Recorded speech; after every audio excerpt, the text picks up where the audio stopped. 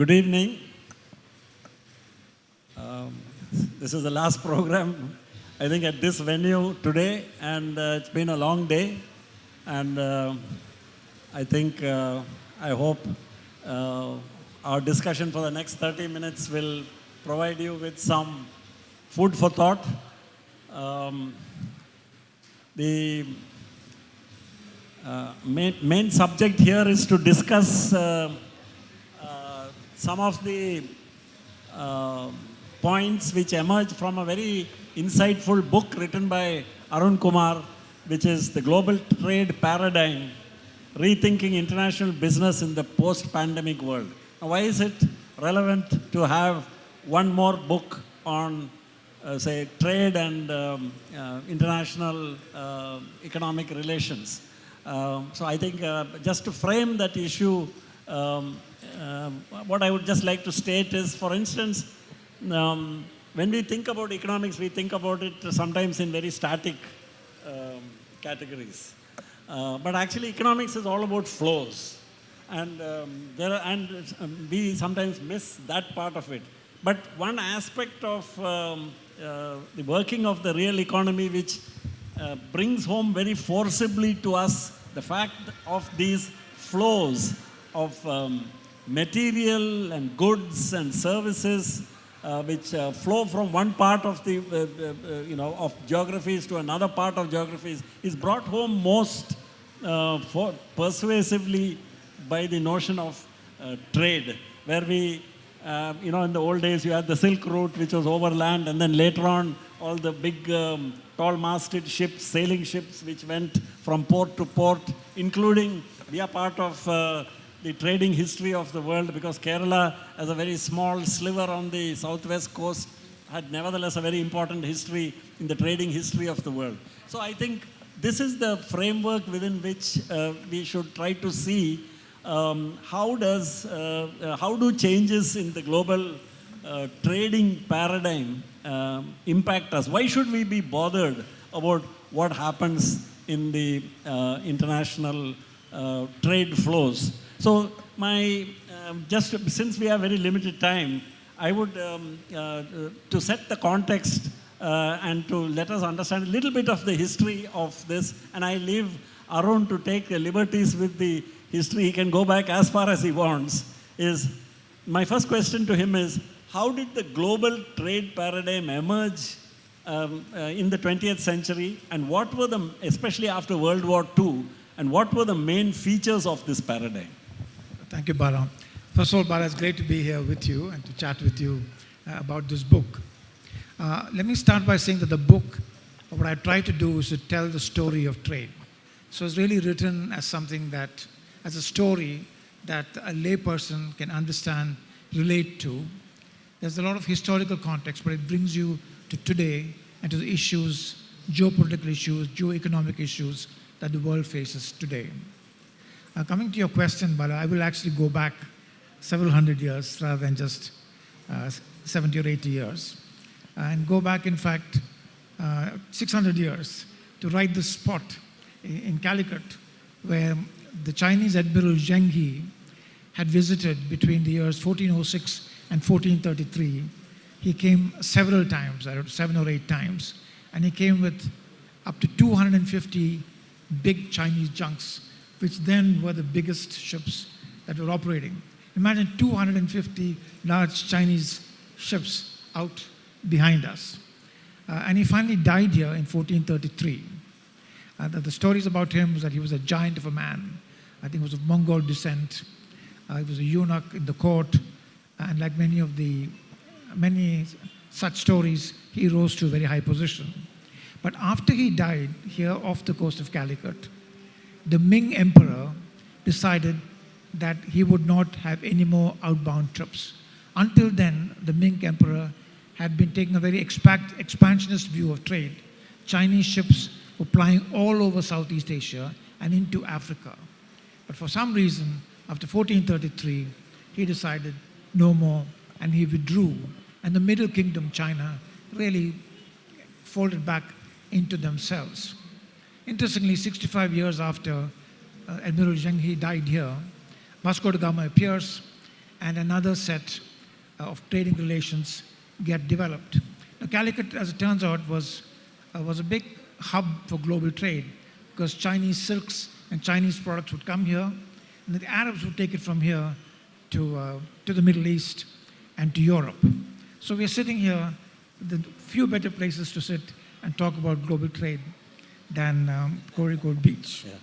So I'll just take a cue from, you mentioned about China and the Chinese admiral who came here 600 years ago. Now, if we come to the first decades of the 21st century, the rise of China has been one of the biggest economic developments, which is affecting life everywhere in all parts of the world, and especially it's already been affecting us here in India, and it's definitely going to have an impact. So, how do you see the rise of China and the US-China trade tensions affect the global trading system? So, rather than start with the rise of China, let me talk about China's historical role in trade. China is a large country, always has been a large country, and has always had a very large impact on global trade. Once they withdrew into themselves, that impact was reduced, but even so, the Silk routes were available, and there was a lot of trade that came out of China. And the situation was such that other countries didn't have the means to pay China because China had almost everything internally. So you have the story, therefore, that when tea, which was grown in China, started to become popular, the British, who were big importers of tea, didn't really have a way to pay for tea. And here again, the story of tea presages the story of modern day supply chains. Today we talk about global value chains, all of them being interconnected. Well, tea was like that. The tea that people drank in the UK came from China, but the sugar came from the West Indies. And the sugar that came from the West Indies, sugar cane was taken from India, and India had developed the technology to create crystalline sugar. So you see that trade even those days had all these interconnections, and in fact, the sad story is that also drove the slave trade. And then, tea becomes popular, the West can't pay for the tea, so they find a way to pay for it with opium. So then you have opium being grown in India. The Chinese don't want the opium, and so you have the opium wars, which were probably one of the first historical trade wars. So really a war to open up markets for an obnoxious product like opium. So coming to today, so China has in its history seen a lot of this. They've seen the upside of trade, the downside of trade. They have responded historically in different ways. But after Mao Zedong, China began to open up. Deng Xiaoping led the opening of China, and very rapidly from about 1976, you can see the enormous growth in China where it was export-led trade, significantly export-led trade. Other countries saw that and began to follow. I think India itself, people in India began to see what China was doing, and that in some sense was an example that was followed. And when India opened up, India had the Chinese model to follow. So China therefore steps on the accelerator. They become a big trading power. They become such an important power that China is critical almost to majority of the products that people use. That came home during COVID when suddenly supplies shrunk, travel was stopped, shutdowns occurred, and suddenly it became apparent that an over-dependence on China or any one location is very dangerous. So while supply chains were built on the concept that you want the maximum efficiency, so you go to every part of the world to get the best thing you can get from there and create the most cost-efficient product. After COVID, there began to be realization that there needs to be some amount of resilience. You need to have alternative supplies and alternative sources of supply. So that's one part of China where, after COVID, there's the realization that you can't be so dependent on one country. And that dependence happens to be in rare minerals, for example. So electric batteries, there are rare minerals that the world has been depending on China. But interestingly enough, after COVID, other countries have started discovering minerals, these minerals. And in some sense, once the alarm bell went off, there's been an awakening that there should be other sources, and other sources are developing. Now, one major area of importance is technology. So in semiconductors, there's been a fair amount of dependence on China, although it's not for the high-end semiconductors. The high-end semiconductors are all coming pretty much from Taiwan or Korea, South Korea, or to the US to some extent. But that's become another choke point that countries are aware of. Biden had the Chips and Science Act and various other legislations that pump a lot of money into developing semiconductor capacity in the US, and that's very much as a measure of defense so that the country is not held vulnerable to supply chain issues from single sources elsewhere. I mean, one thing which has been clear from the history of trade, right from the mercantilist days till now, is that their trade is also very closely linked with geopolitics. It can never be really seen separate from this. So what was clear was that over the second half of the 20th century, stresses were building up in the global trading system. Then in the beginning of the 21st century, I would say the sort of combined impact, though they were unconnected, of the pandemic in 2020 and the Ukraine conflict in 2022, February, and subsequently till today, have sort of exposed fault lines and what even people are referring to as a very strong words as a fracture of the global trading system. Now,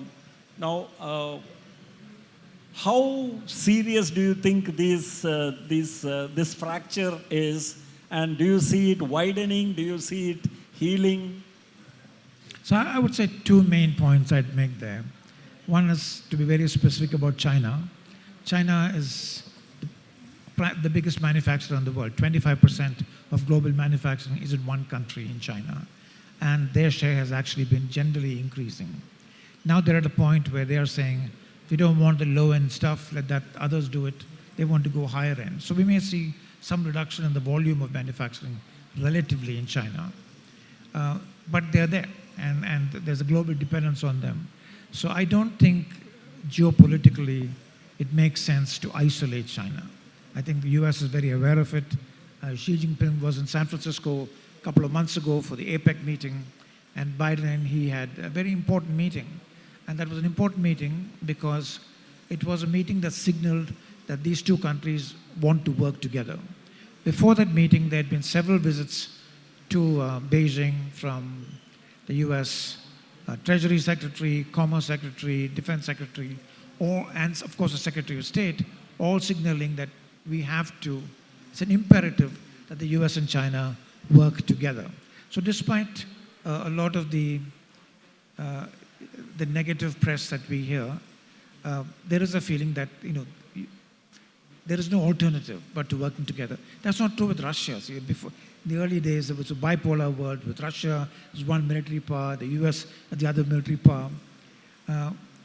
China is not interested in that kind of military power the way they're behaving. They're interested in influence, economic power, and they will use military power to support the first two.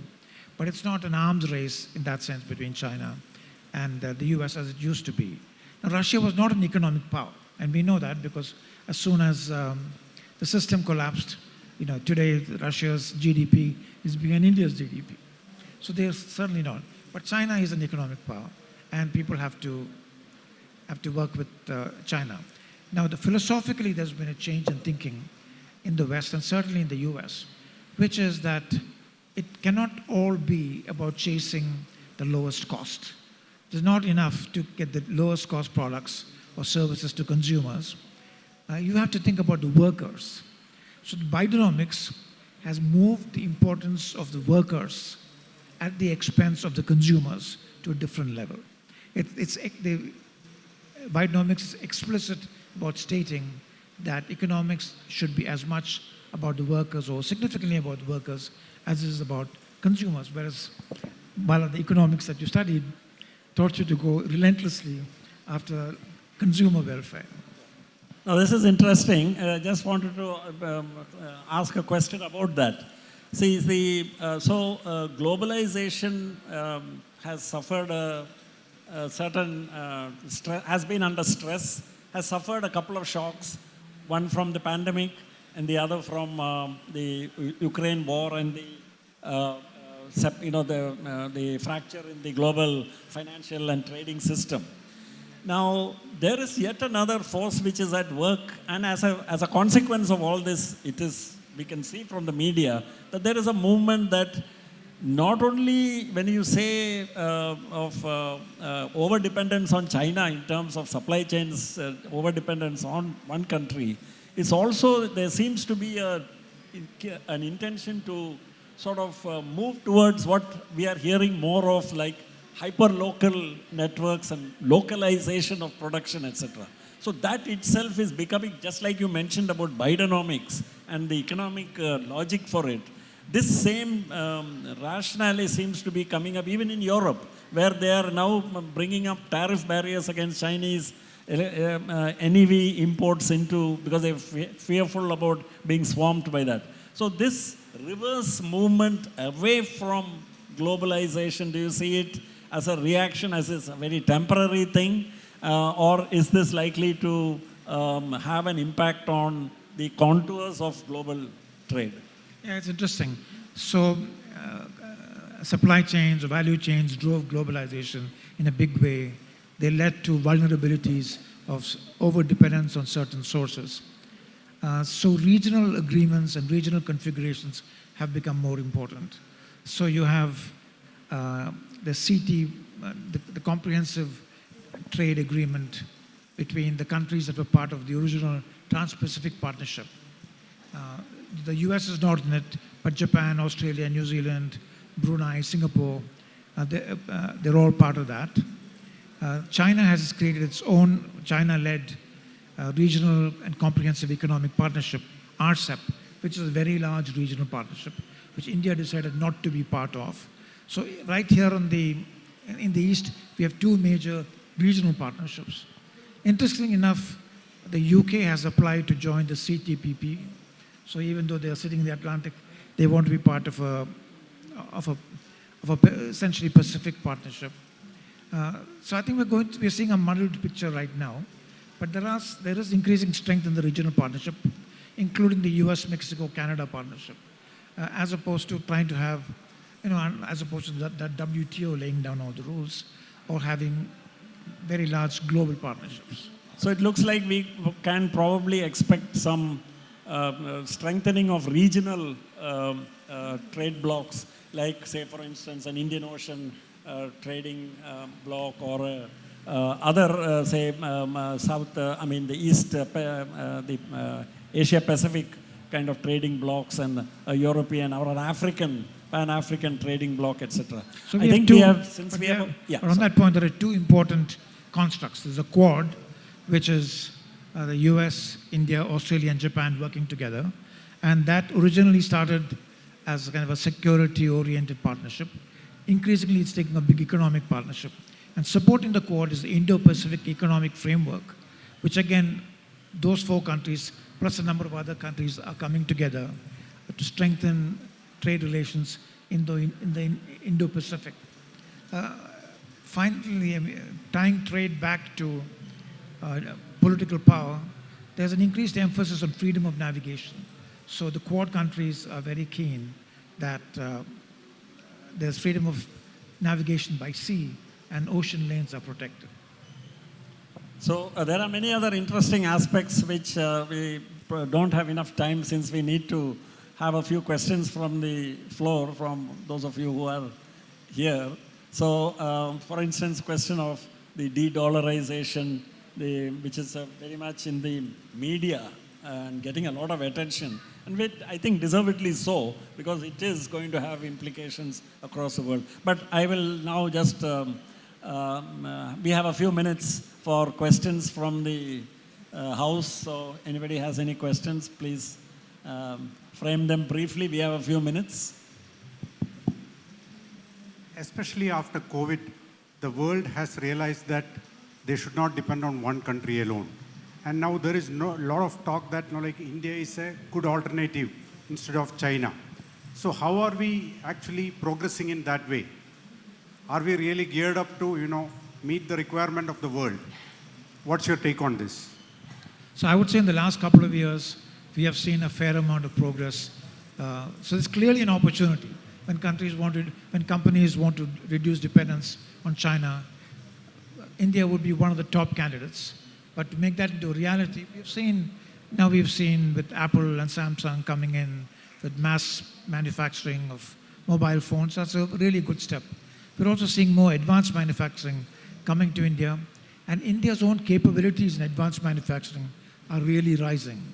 I think some of the defense contracts which would entail manufacturing in India will again push manufacturing capabilities in India to another level. And in my own business in venture capital, I'm seeing people building very advanced manufacturing value propositions, whether it's in robotics and related stuff. So I think India is at the cusp of taking advantage of the need for another source. But in other areas, like the lower value stuff, Bangladesh has gone far ahead. Vietnam has gone further ahead. And both of those countries, it's been spurred by Chinese investment. So Chinese companies that were suppliers to Western companies, when they saw that their customers wanted other locations, they went and invested in Vietnam and Bangladesh. And Vietnam, which I've been to several times in my job, in my role in the US government, you can sense the amount of wariness they have of China. But despite that, they've become a place that's welcoming Chinese investment to create alternative sources of supply. So India answers the question, India has potential. I think what's been happening the recent couple of years in terms of infrastructure investment is very big. Logistics costs, Indian logistics costs have been a huge disadvantage almost across the board. I mean, China wins not just on labor costs, but also on logistics costs. And that's an area that India has to address. Hi. So now India is trying to get into semiconductor fabs and manufacturing and all. So what is your thought on whether we should get into actually building fabs or should we focus on the design part of it based on the investment required? So I think there are two parts to that. One is where can you get good results and quick results and commercial results? That would be focusing on design, because there are probably 100,000 good semiconductor circuit designers in the country, designing circuits for the best companies in the world. So it makes sense, and that's an area that, again, I have a personal interest in the work I do, which is to support entrepreneurs who want to design advanced semiconductor circuits. The next question on the fab is, it's a long journey. It'll take a long time to get to contemporary standards. China is far behind the US, far behind the US, and Taiwan. In fact, Taiwan is the leader. And if you look at Taiwan, the US is behind Taiwan. If China itself is going to have a tough time competing with Taiwan, Korea, and then the US, India's got an even harder time. So what India is doing is starting at the lower end, packaging, etc., and then pushing upwards to our fab. But if you look at India, say 25 years from now, probably going to be very important that India has semiconductor fabrication capacity. And once it gets going, it can accelerate the path. But it's not overnight. How do you think about two professions, particularly marketing and human resources, is shaping out? How do you think that that should be rethought in the international business in this post arena, especially in this digital world, when many sort of changes are happening? How will these two professions, how are they shaping out? Can you just share a few thoughts? Marketing and human resources. So I think this may have more to do with technology than with anything else. Like with artificial intelligence, we are seeing how it's really transforming or having the potential to transform HR functions like recruiting and assessment and so forth. For India, those would be opportunities. And in fact, there are some companies in India that can potentially be leaders in that space. And the same thing applies to marketing. Using data analysis, again applying AI. I think those would be the ways in which I would look at how these are going to change. Are they going to be affected by the changing configurations of trade? I'm not sure any more than before. I don't know, Bala, you might have a view of that. No, I have nothing to add to that. I just wanted to add a comment on the how can India respond to the opportunities being opened up by this perception in parts of the world that there is over-dependence on China. And we have seen some reactions from the Indian government in terms of production-linked incentives and other things, hoping to persuade manufacturers to shift manufacturing away from China and other countries to India. Now, I feel here this is a kind of poorly thought, that's my personal view, it's a poorly thought out response which has not really yielded good results. If you look at it, the examples of those who have qualified for PLI have few and far between, and mostly MNCs, and mostly bringing in footloose industries which can be taken away tomorrow. The real problem which I feel, and I just want to leave that as a thought here because we are running out of time, is, see, when the competitiveness of the Indian economy, the manufacturers in India, the competitiveness depends on how cost efficiently they can make things. Now, if you take I read a study in the Economic and Political Weekly just yesterday or day before yesterday, one of the recent issues, which compares the development experience of China and India. And it's very interesting that they highlight, for instance, on purchasing power parity terms, our cost of energy has been on an average at least double that of China. And on a purchasing power parity terms, more than 3 times that of the United States, the richest country in the world. Our energy costs are higher than them. And here what happens is, if you see the cost, the cesses and levies and taxes on fuel, which goes into producing energy in India, both the central government and the state government seem to be competing for levying as much as possible in terms of tax and raising the price up, thinking that this is without cost. But the cost is that the economy is being made uncompetitive. I remember a CII study about 20 years ago, which said the additional transaction cost of doing business by locating your business in India compared to locating it anywhere else in the vicinity, not only in the vicinity, in any other competitive country, was 15%. So, I mean, this almost cancels out the so-called low cost of labor here when you have a 15% disability because of inefficient infrastructure, high cost of power, and high cost of many other things which are within our control. So I think we need to really rethink all this, and many export sectors like garments and